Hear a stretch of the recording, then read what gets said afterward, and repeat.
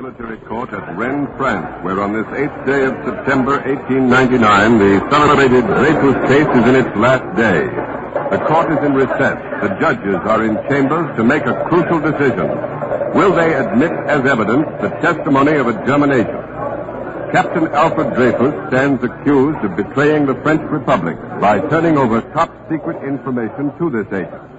If the German's testimony is admitted, it is certain that Dreyfus will be acquitted. If it is not, it is equally as certain that Alfred Dreyfus will again, as he was in his first trial 5 years ago, be judged guilty of treason and returned to the heat and the hell of Devil's Island. The crowd here in the courtroom in this little town of Rennes is quietly awaiting the return of the military justices. September 8th, 1899, Rennes, France. You are there. The last day of the infamous Dreyfus case. Will a French military court defy an outraged world opinion and send an innocent officer back to Devil's Island? Back to the twilight of a century, when the very foundations of the French Republic tremble at Émile Zola's cry, I accuse. All things are as they were then, except for one thing. You are there. You Are There, produced and directed by Robert Louis Cheon, is based on authentic historical fact and quotation.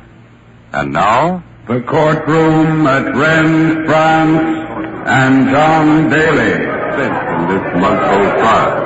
The tension is reflected in the attitude of not only the spectators, but also it's reflected on the faces and in the manner of the 150 correspondents from all over the world, from Peru to Tibet, from Siberia to Maine. About 10 minutes ago, these very same correspondents heard Maître Laborie, the brilliant defense attorney for Alfred Dreyfus, request that the court allow the testimony of the German agent, Colonel von Schwarzkopf. Here at our microphone is Maître Laborie himself and also Colonel Dupaty de Clam of the French General Staff.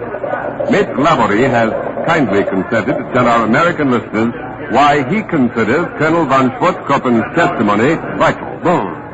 Dreyfus was accused of corresponding with a German agent. He was supposed to have betrayed certain military secrets to a foreign power.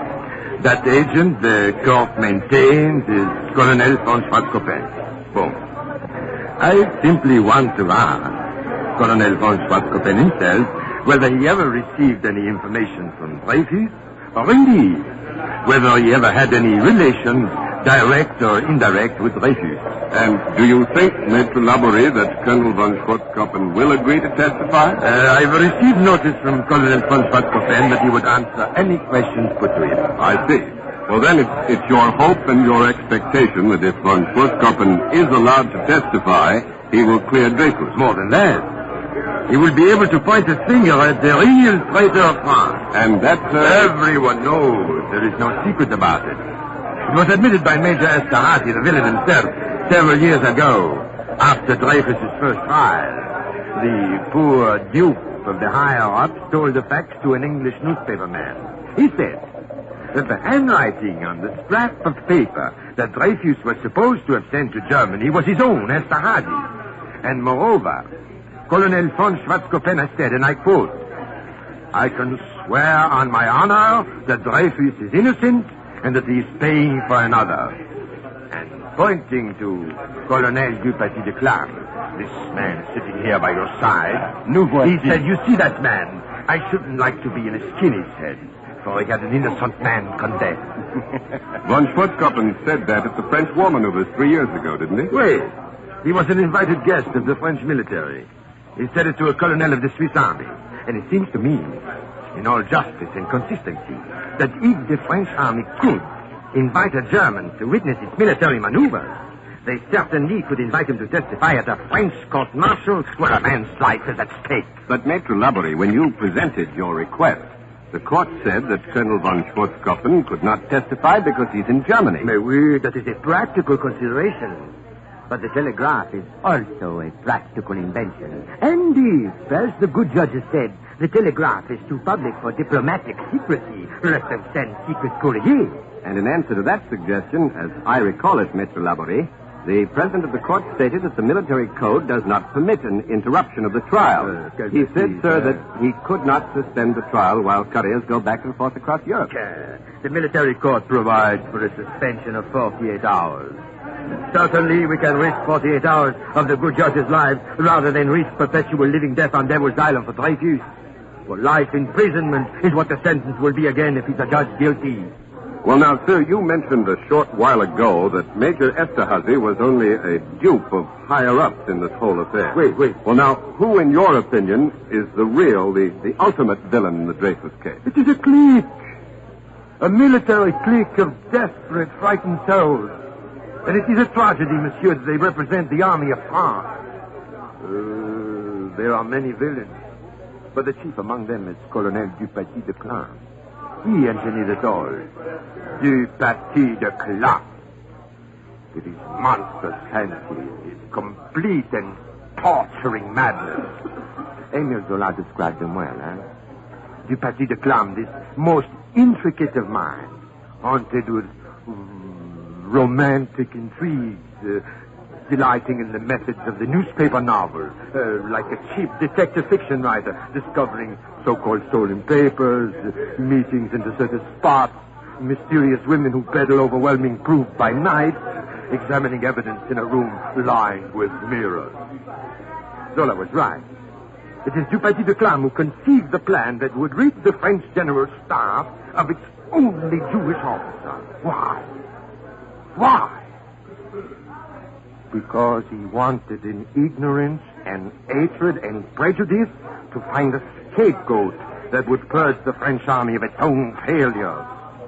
What possible motive could Dreyfus have, Why would he deal in espionage? Money? His family has money. They are wealthy, a man with a wife, children, position, honor. What would be his motive? A criminal must have a motive.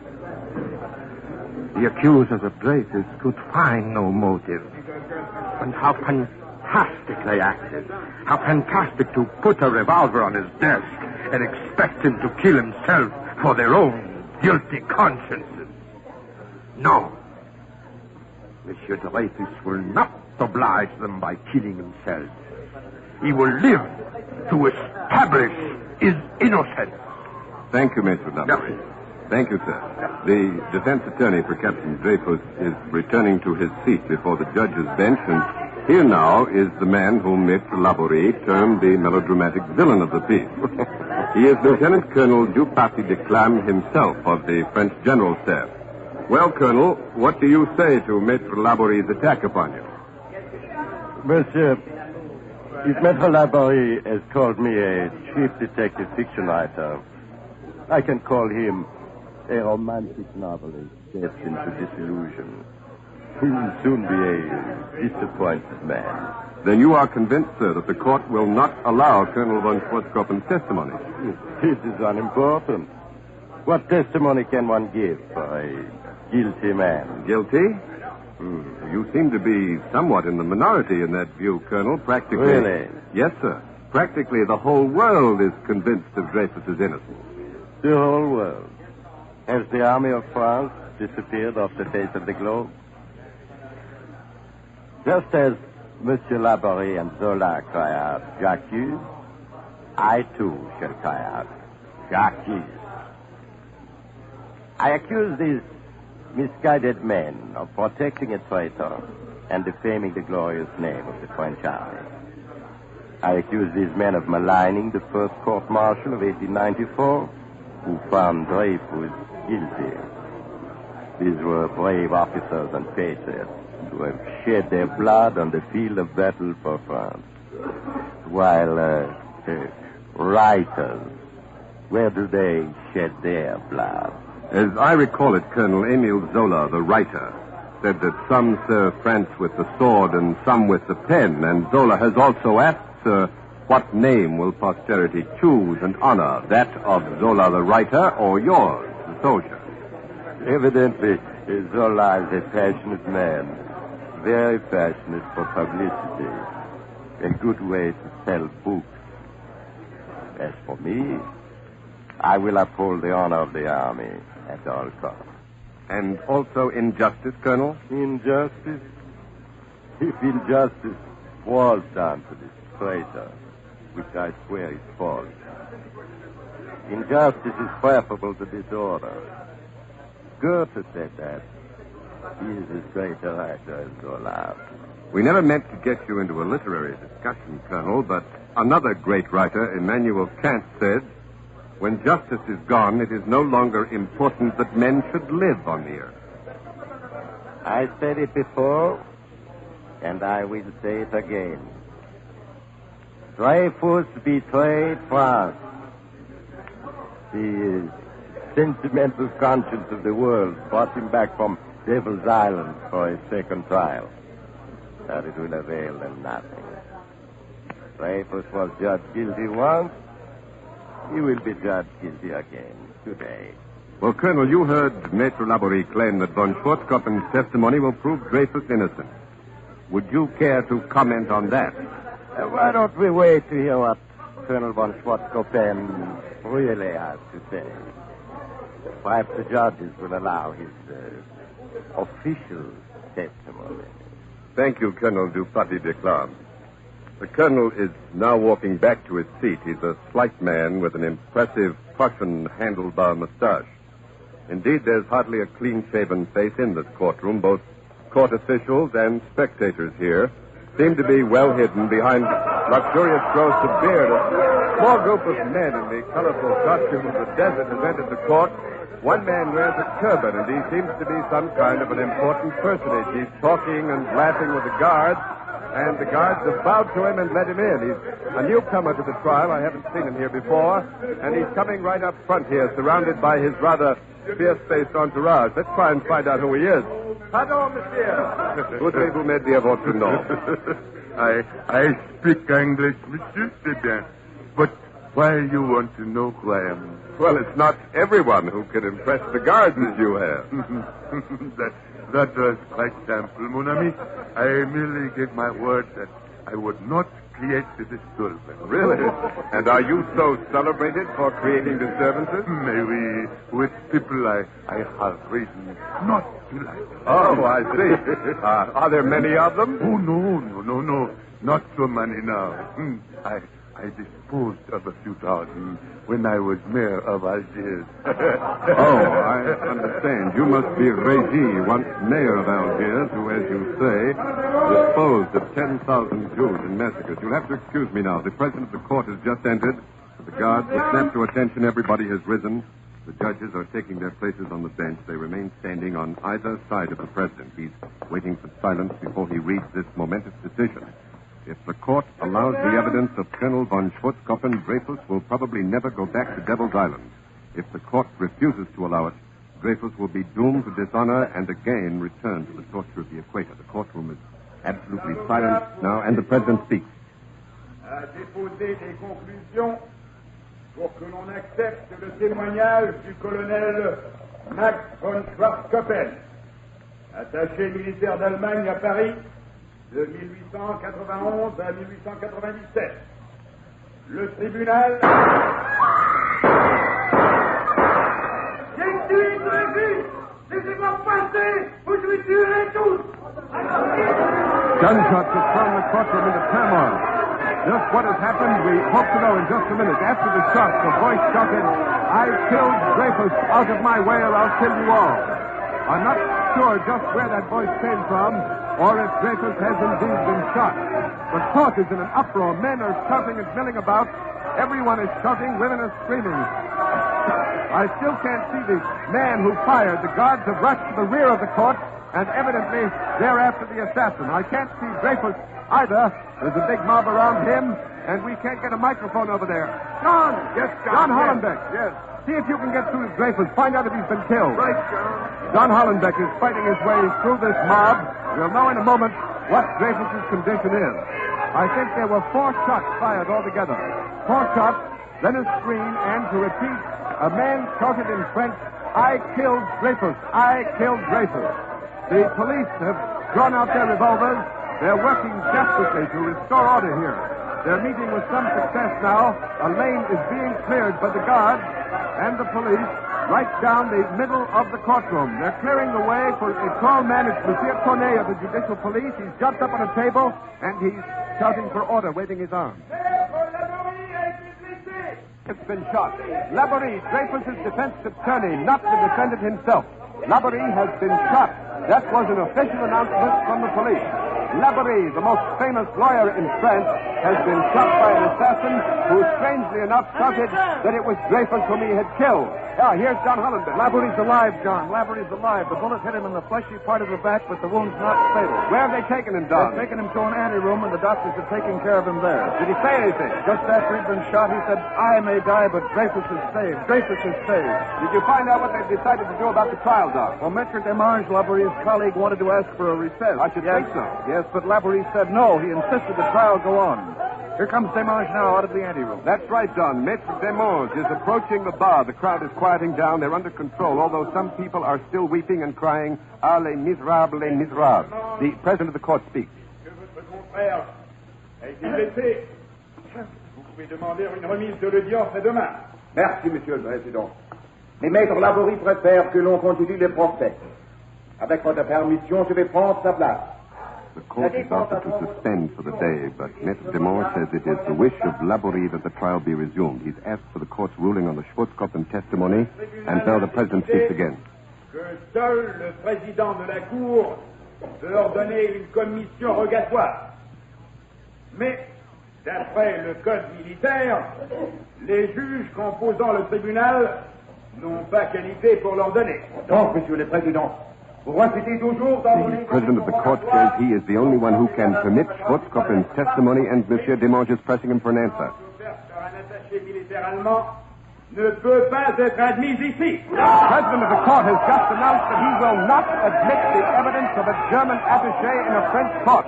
The audience is on its feet, shocked, shouting out wildly and protesting. Dreyfus, the prisoner, is frozen in his chair. He appears shocked, and his face looks as if he's already been returned to the solitary and barricaded hut on Devil's Island, which he occupied for 5 long, terrible years. This refusal to allow Schwarzkopf's testimony means Dreyfus's chances are gone. It also is an affront to Imperial Germany, as Colonel von Schwarzkopf is an important figure in German intelligence. We take you now to Berlin. Ned Chalmer reporting.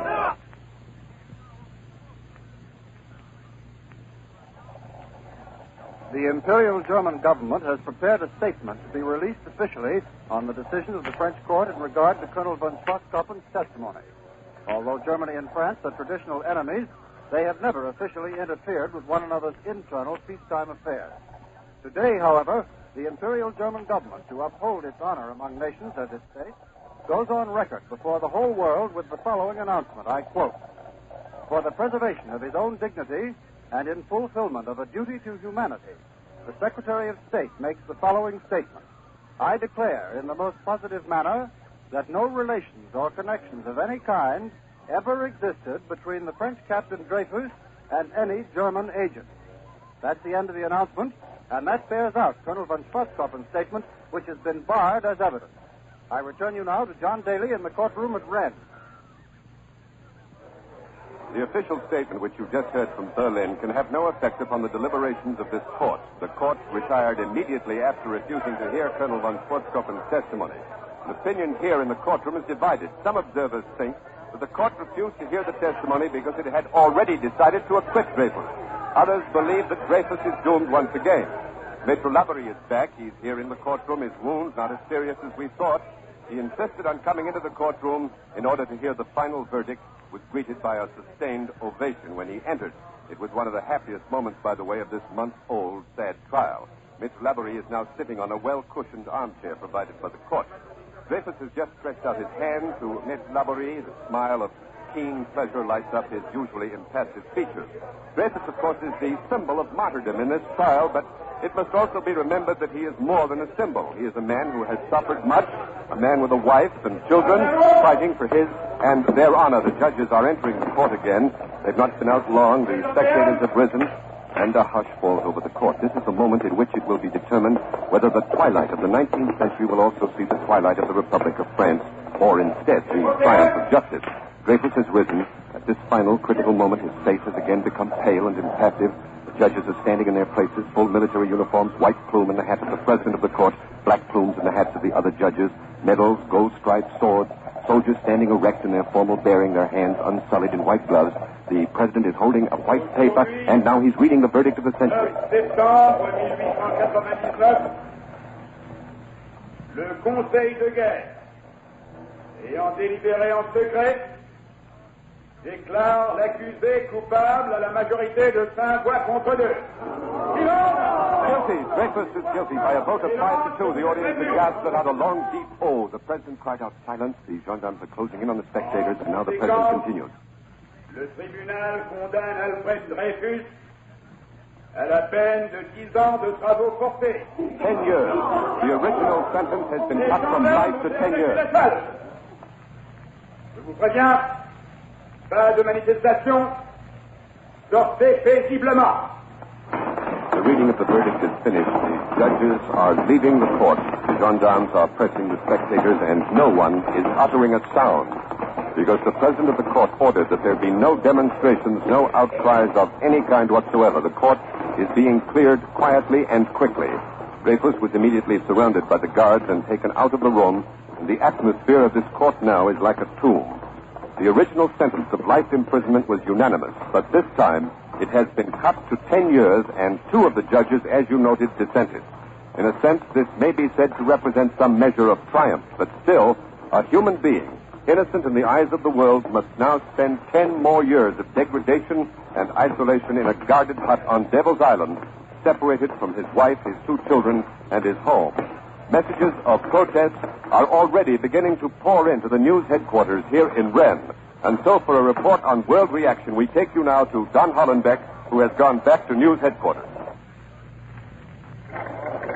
Before we give reports on the reaction from overseas, authorities have so far failed to capture or identify the assassin who apparently was trying to kill Dreyfus but shot Mayor Laborie instead.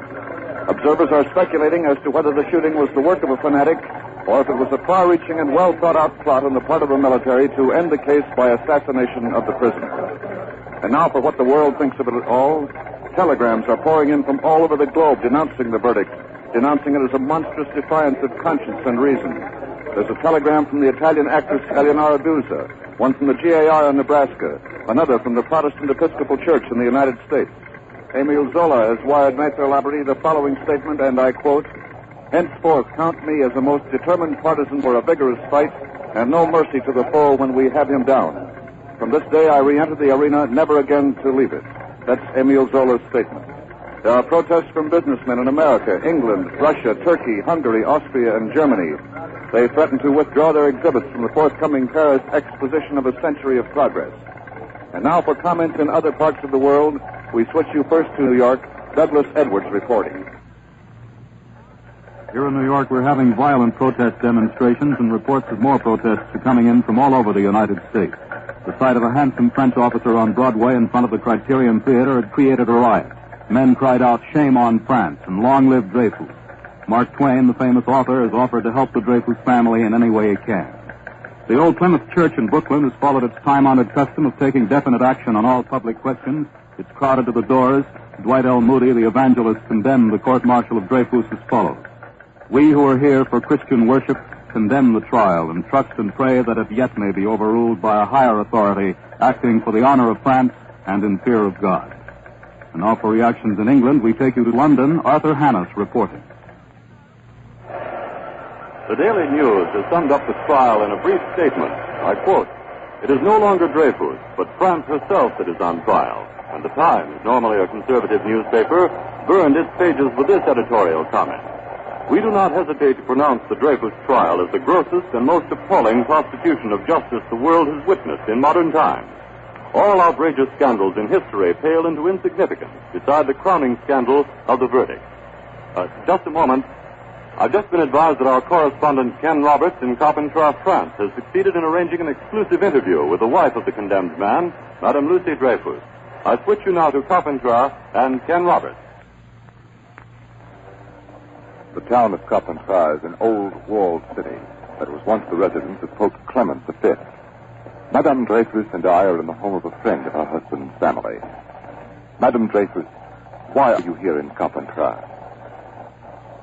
Because it was here that I expected to shelter my husband should he have been liberated.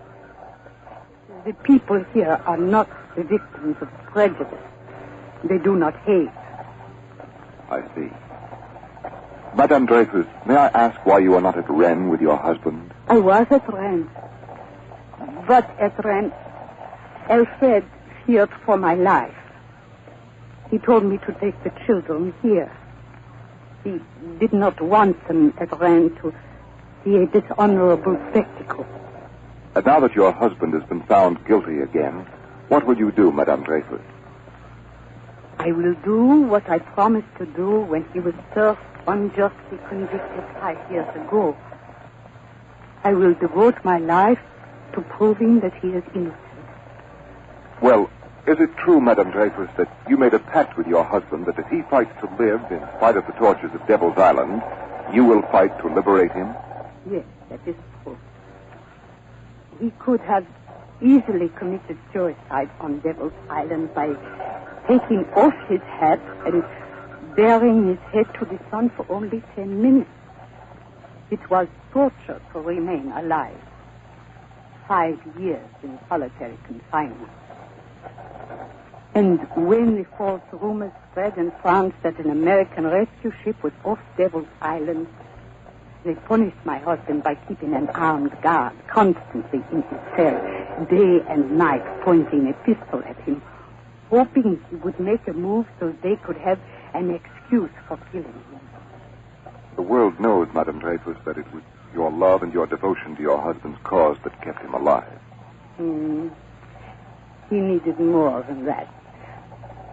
He asked me to send him English books to keep his tortured mind occupied.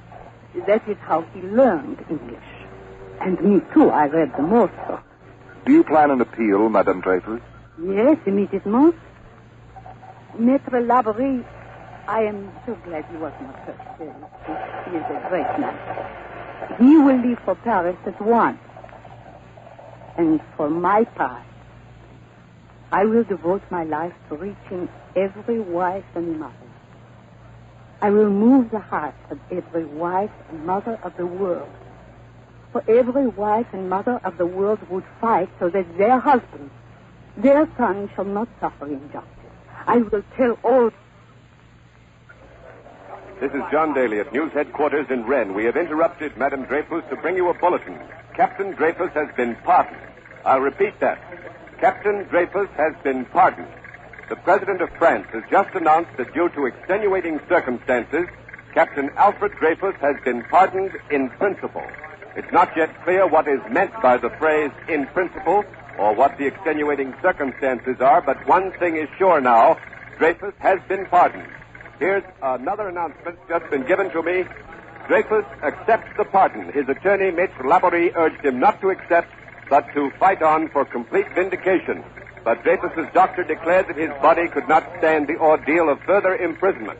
Here, still another announcement, and this one comes from the French Ministry of War. In a special order to the French Army, the Minister of War said, the incident is closed. I ask you, and if need be, I order you to forget the past in order to think only of the future. I cry heartily, Vive l'Armée. The Army belongs to no party but only to France, and I repeat, the incident is closed. That's the end of the order. September 8, 1899, Rennes, France. Alfred Dreyfus is pardoned, but the fight against prejudice goes on. You have been listening to The Dreyfus Case, another broadcast in the series You Are There, produced and directed by Robert Louis Cheon. The Dreyfus Case was written by Joseph List and Mr. Cheon. The part of Maître Laborie was played by Joseph DeSantis. Maurice Tarplin was Colonel du Paty de Clam. Charlotte Holland was Madame Dreyfus. Also in the cast were Juano Hernandez, Tonio Selbert, and Guy Sorrell. The Dreyfus Case was broadcast originally by CBS, the Columbia Broadcasting System, and rebroadcast for our men and women in the armed services in our series, You Are There.